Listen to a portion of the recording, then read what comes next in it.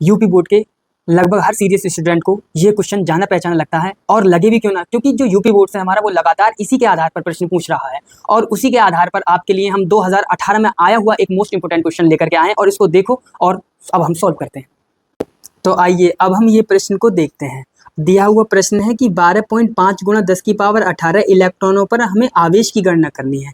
तो आइए आवेश की गणना मतलब क्यों हमको निकालना है, और इस पर जो इलेक्ट्रॉन दिए हुए हैं n बराबर 12.5 गुणा 10 की पावर 18 इलेक्ट्रॉन।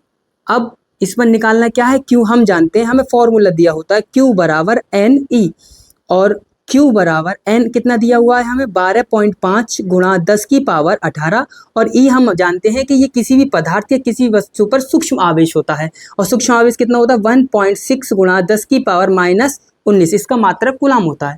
तो हम जानते हैं Q बराबर 12.5 और 1.6 की जब हम मल्टीप्लाई करते हैं तो ये 20 आता है, और 10 की घात -19 और 18 को जब हम घटाते हैं तो 10 की पावर -1 आता है। तो हम चाहें तो इससे ऐसे भी डायरेक्ट काट सकते हैं, या फिर हम जानते हैं कि 2 गुणा 10 की पावर 1 इसको लिख सकते हैं, और ये -1 आधार समान हो और घातें विपरीत हो तो कट जाती हैं।